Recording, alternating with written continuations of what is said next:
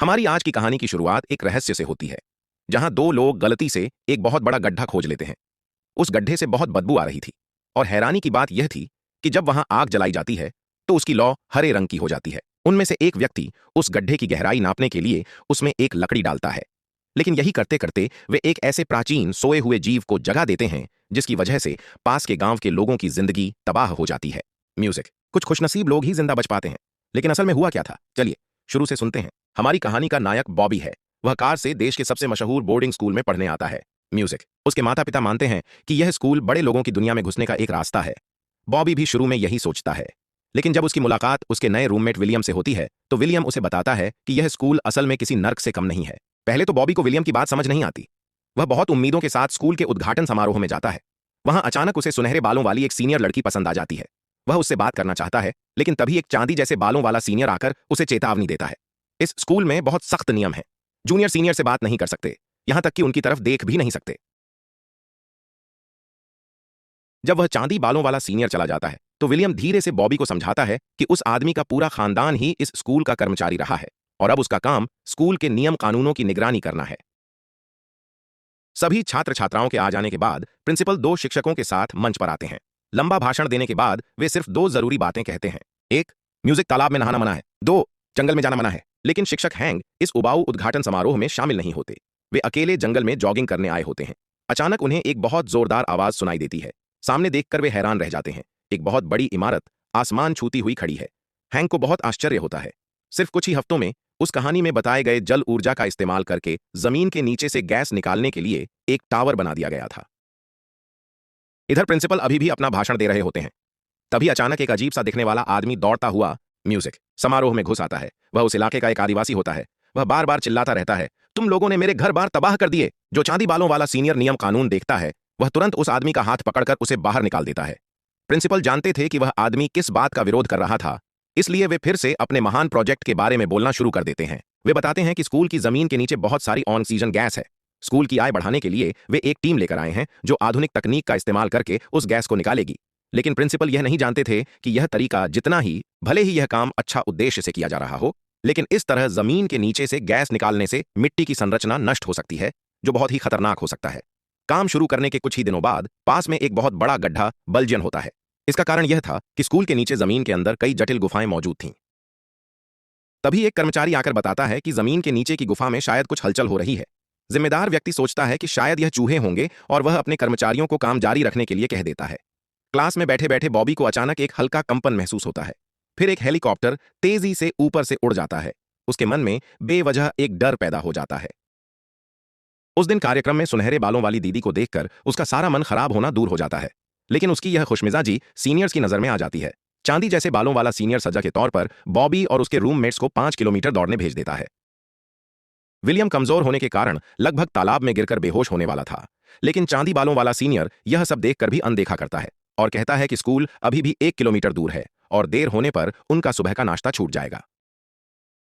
बाकी दो रूममेट दौड़ते रहते हैं, लेकिन बॉबी विलियम की देखभाल के लिए वहीं रुक जाता है। तभी दोनों को एक तीखी दुर्गंध महसूस होती है। दोनों हैरान होकर सोचते हैं कि क्या यह सीधे नाले की बदबू है। सुबह की खबर पकड़ने के लिए विलियम बॉबी को एक छोटे जंगल से शॉर्टकट लेने का सुझाव देता है।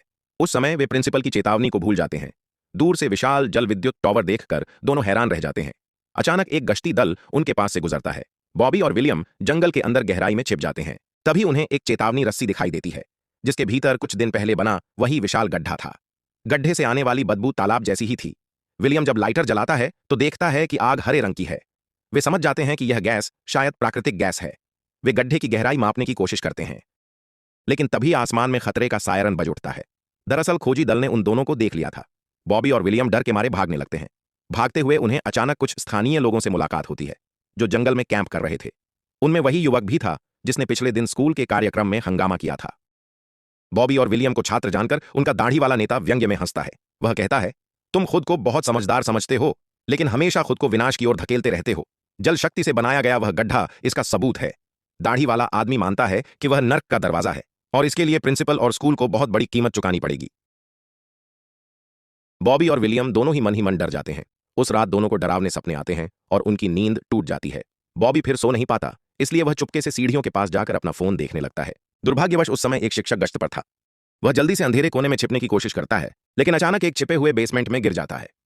बेसमेंट के सबसे अंदर एक बंद दरवाजा था जिस पर एक लापता छात्र का नाम लिखा था। बॉबी डर से कांपने लगता है। अगली सुबह ही वह अपनी मां को फोन करके उसे स्कूल से ले जाने के लिए कहता है। यह स्कूल बहुत ही अजीब है, वह वहां एक पल भी रहना नहीं चाहता। लेकिन तभी जब सुनहरे बालों वाली दीदी सामने आती है तो बॉबी का सारा उदास मन ठीक हो जाता है। वह जल्दी से फोन काट देता है और सुनहरे बालों वाली दीदी से बात करने का मौका हाथ से जाने नहीं देना चाहता। तभी उसे पता चलता है कि दीदी का नाम एना है और वह यहां 5 साल से है, इसलिए वह स्कूल के कई रहस्य और अंदर की बातें जानती है। एना बॉबी से कहती है कि नए छात्र के रूप में उसे यह सब सहना पड़ेगा। 5 साल टिक गए तो समझो स्वर्ग मिल गया। उसकी आत्मविश्वास भरी मुस्कान देखकर बॉबी की दिल की धड़कन तेज हो जाती है। लेकिन ठीक उसी समय चांदी जैसे बालों वाला सीनियर फिर आ जाता है। वह एक जलता हुआ पटाखा फेंक कर बॉबी को याद दिलाता है कि सीनियर से बात करना नियम के खिलाफ है। आखिरकार बॉबी को धक्का देकर तालाब के किनारे गिरा दिया जाता है।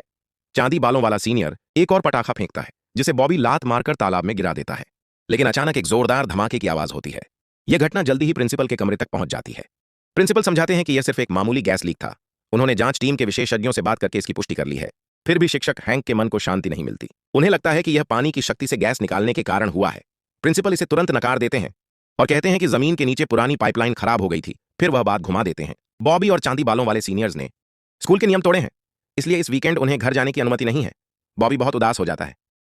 लेकिन जब वह देखता है कि सुनहरे बालों वाली दीदी किसी और लड़के के साथ हंस हंस कर बात कर रही है तो उसे लगता है जैसे सब कुछ खत्म हो गया हो। बॉबी और विलियम दोनों सोचते हैं कि इस वीकेंड उन्हें स्कूल में ही रहना होगा। अचानक पूरा स्कूल भवन जोर से कांप उठता है। फिर सारी बिजली चली जाती है। अच्छी बात यह थी कि उस दिन वीकेंड था, इसलिए स्कूल में ज्यादा जूनियर छात्र नहीं थे। लेकिन उन्हें यह नहीं पता था कि खनन टीम के कर्मचारियों ने फिर से उस गड्ढे में कुछ हलचल देखी है। अगले ही पल निर्माण क्षेत्र की लोहे की बाड़ जोर से हिलने लगती है। वहां मौजूद इंजीनियर पिस्तौल निकाल ही रहा था कि लोहे का गेट टूट जाता है। दानवों का एक झुंड पागलों की तरह लोगों पर टूट पड़ता है। पास में कैंप लगाए स्थानीय लोग भी उनके हमले का शिकार हो जाते हैं। दाढ़ी वाला आदमी दूर से एक हेलीकॉप्टर उड़ता हुआ देखता है और उसे बचाव दल की उम्मीद होती है। लेकिन अगले ही पल हेलीकॉप्टर सीधे आसमान से नीचे गिर जाता है। स्कूल में मौजूद बॉबी यही दृश्य देख लेता है। वह सोचता है कि शायद गड्ढे के पास ही कुछ हुआ है। हॉस्टल में बैठे बैठे ऊबकर वह विलियम को साथ लेकर थोड़ा घूमने निकलता है। अचानक सामने 2 इंसानों की परछाइयां दिखाई देती हैं। वे थे सुनहरे बालों वाली आपा और उसकी सहेली को भी नींद नहीं आ रही थी, इसीलिए चारों मिलकर पास के छोटे जंगल की ओर चले जाते हैं। लेकिन स्थानीय लोगों के कैंप के पास से गुजरते समय सभी हैरान रह जाते हैं। कैंप के सारे तंबू नष्ट हो चुके थे, लेकिन वहां कोई इंसान दिखाई नहीं दे रहा था। प्राकृतिक गैस वाला इलाका भी पास ही था, इसलिए कुछ लोग वहां जाकर देखने का फैसला करते हैं। रास्ते में उन्हें एक गाड़ी दिखाई देती है। गाड़ी की हेडलाइट जली हुई थी, लेकिन ड्राइवर का कोई पता नहीं था। तभी एना घास के बीच कुछ हिलता हुआ देखती है। झुककर देखने पर उसे एक अजीब सा छोटा जीव दिखाई देता है। एना सोचती है कि वह बहुत प्यारा है, लेकिन तभी वह दानव अचानक उस पर झपट पड़ता है। डर के मारे एना तुरंत अपनी जैकेट उतारकर दानव पर जोर जोर से वार करने लगती है। जब तक दानव हिलना बंद नहीं कर देता, वे उसे मारते रहते हैं। सभी आपस में चर्चा करने लगते हैं कि आखिर यह क्या था। तभी अचानक पास से एक भयानक आवाज सुनाई देती है। वे समझ जाते हैं कि यहां ज्यादा देर रुकना ठीक नहीं होगा, इसीलिए वे जल्दी से स्कूल लौट आते हैं और प्रिंसिपल को सब कुछ बता देते हैं। एक महिला शिक्षक दानव की लाश को ध्यान से जांचती है। हालांकि वह उसे पहचान नहीं पाती, लेकिन शरीर की बनावट देखकर अनुमान लगाती है कि यह जमीन के नीचे रहने वाला एक मांसाहारी जीव था। एना प्रिंसिपल को याद दिलाती है कि तुरंत पुलिस को खबर करनी चाहिए, लेकिन प्रिंसिपल बात को बड़ा नहीं बनाना चाहते। वह आश्वासन देते हैं कि सोमवार को कीटनाशक दल को बुला लेंगे। एना लगभग निराश हो जाती है। वह कहती है, अगर आप पुलिस को खबर नहीं देंगे तो कम से कम हमारे लिए एक गाड़ी का इंतजाम कर दीजिए ताकि हम यहां से जा सकें। लेकिन उसकी बात खत्म होने से पहले ही कमरे के बाहर किसी जीव की दहाड़ सुनाई देती है। विलियम देखता है कि केरोसिन लैंप की लौ पीले रंग से हरे रंग में बदल रही है। वह चेतावनी दे पाता उससे पहले ही खिड़की पर बैठे एक शिक्षक पर अचानक एक दानव हमला कर देता है। सभी स्तब्ध रह जाते हैं। अब वे दानव का असली रूप देख पाते हैं। सिर्फ प्रिंसिपल का पालतू कुत्ता निडर होकर खड़ा रहता है। बाकी सभी तेजी से बाहर की ओर भागते हैं। प्रिंसिपल भाप से चलने वाली गाड़ी स्टार्ट करते हैं, लेकिन जैसे ही चलने लगते हैं उन्हें याद आता है कि उनका प्रिय कुत्ता साथ नहीं आया। बबी और बाकी लोग अभी भी चर्चा कर रहे होते हैं कि क्या उन्हें इंतजार करना चाहिए। तभी वे देखते हैं कि प्रिंसिपल की क्षत विक्षत लाश गाड़ी के ऊपर पड़ी हुई है। उन्होंने कभी नहीं सोचा था कि वह दानव उनका पीछा करते हुए यहां तक आ जाएगा। आगे बैठा बबी तुरंत एक्सीलरेटर दबा देता है। दानव गाड़ी के साथ एक बड़ा चक्कर लगाता है, लेकिन खतरा अभी भी खत्म नहीं होता। पीछे बैठी एना अब और सहन नहीं कर पाती। वह खुद गाड़ी की रफ्तार और बढ़ा देती है। जोरदार टक्कर के बाद दानव मांस के कीचड़ जैसा हो जाता है। बबी याद दिलाता है कि यह खुश होने का समय नहीं है। कौन जाने ऐसे और कितने दानव हों। गाड़ी तेजी से स्कूल के बाहर निकल रही होती है। तभी एना अचानक ब्रेक लगाती है। पूछने पर पता चलता है कि उसका भाई अभी भी स्कूल में ही है। बबी को अचानक पहले देखी हुई एक चीज याद आती है। दृश्य याद आते ही उसे समझ में आ जाता है कि वह आदमी एना का बॉयफ्रेंड नहीं था। यह सोचकर उसका मन खुशी से भर जाता है। वह अब किसी भी खतरे के बारे में नहीं सोचती और तभी कहती है कि वह अपने बड़े भाई को बचाने के लिए वापस जाएगी। कुछ लोग स्कूल के गोदाम में राक्षसों से लड़ने के लिए अलग अलग हथियार ढूंढने लगते हैं, लेकिन उसी समय एना का भाई स्कूल की फैशन पार्टी में शराब पीकर बेसुध पड़ा हुआ था। दूर से हालात देख रहा विलियम हैरानी से कहता है कि सीनियर लोग कितनी मस्ती कर रहे हैं। एना के सामने खुद को अच्छा साबित करने के लिए बॉबी सबसे पहले दौड़कर उसके बड़े भाई को बचाने जाता है, लेकिन वहीं उसके रास्ते में रुकावट बन जाता है। हर जगह मौजूद चांदी बालों वाला सीनियर फिर से सामने आ जाता है। वह बॉबी को याद दिलाता है कि उसने स्कूल के नियम तोड़े हैं। उसी समय कई राक्षस एक साथ इंसानों पर झपट पड़ते हैं। आसमान में दर्दनाक चीखें गूंजने लगती हैं। डांस पार्टी पल भर में नर्क में बदल जाती है। अफरा तफरी का फायदा उठाकर एना बॉबी के बंधन खोल देती है। कुछ लोग किसी तरह जान बचाकर भाग निकलते हैं। शोर सुनकर शिक्षक ह्यांग घटनास्थल पर दौड़कर आते हैं, लेकिन स्थिति समझने से पहले ही एक राक्षस उन पर हमला कर देता है। गिरते ही उनका भाला राक्षस के सीने में घुस जाता है। बचे हुए छात्र छात्राएं आगे बढ़कर उस राक्षस को जल्दी से मार देते हैं। यहां ज्यादा देर रुकना ठीक नहीं था। सभी तेजी से स्कूल की इमारत के गोदाम में वापस लौट आते हैं। अब बाहर भयानक राक्षस भरे पड़े हैं। वे या तो वहीं रेस्क्यू का इंतजार करेंगे या स्कूल से बाहर निकलने का कोई रास्ता ढूंढेंगे। जब सब दुविधा में थे, तभी चांदी बालों वाला सीनियर अचानक बंदूक लेकर दौड़ता हुआ आता है। वह शिक्षक ह्यांग को गोली मारकर घायल कर देता है। फिर अपनी योजना बताता है। एक गुप्त रास्ते से सबको स्कूल से बाहर निकालने में मदद करेगा, लेकिन शर्त यह है कि बॉबी, जो हमेशा उसका विरोध करता रहा है, राक्षसों का ध्यान अपनी ओर आकर्षित करेगा। बॉबी चुप बैठने वाला नहीं था। वह एक छलांग में चांदी बालों वाले सीनियर को गिरा देता है। दोनों के बीच जबरदस्त हाथापाई शुरू हो जाती है। तभी कोई एक आंख वाला हथियार उठा लेता है और सीधे चांदी बालों वाले सीनियर को गोली मार देता है, जिससे वह दूर जा गिरता है। उसका पूरा शरीर खून से लथपथ हो जाता है। वह सबको धमकाता है, क्या तुम लोग गुप्त रास्ता नहीं जानना चाहते? इसके बाद वह अपनी जेब से एक फ्लेयर गन निकालता है। जैसे ही वह ट्रिगर दबाने वाला होता है, तभी खिड़की से दो राक्षस निकल आते हैं और चांदी बालों वाले सीनियर को दो टुकड़ों में चीर देते हैं। शिक्षक ह्यांग अपने शरीर से पीछे रुककर छात्रों को भागने का समय देते हैं। बॉबी के दिमाग में एक विचार आता है, बेसमेंट में मौजूद सुरंग। अब वह यह नहीं सोचता कि चांदी बालों वाले सीनियर का बताया रास्ता सही था या नहीं, बस अंदर घुसना ही बाकी था। लेकिन कुछ कदम आगे बढ़ते ही वे दीवारों पर बनी तस्वीरें देखते हैं। असल में यह स्कूल ही राक्षसों को कैद रखने की जगह था। अंदर मौजूद उलझी हुई सुरंगें राक्षसों ने खुद बनाई थीं। सब अचानक समझ जाते हैं, तो क्या यह राक्षसों का ही घर है? अब वापस लौटने का समय नहीं था। वे आंखें बंद करके बस आगे की ओर दौड़ते चले जाते हैं। अचानक सामने एक मूर्ति दिखाई देती है। वह वहीं स्थानीय दाढ़ी वाला आदमी था। जब वह छोटा था तब वह भी इसी स्कूल का छात्र था, लेकिन उसके भाई के इस सुरंग में गायब हो जाने के बाद ही उसे राक्षसों के अस्तित्व का पता चला। खासकर प्रिंसिपल की प्राकृतिक गैस के भंडार की लालच राक्षसों के रहने के वातावरण को जरूर नष्ट कर देगी।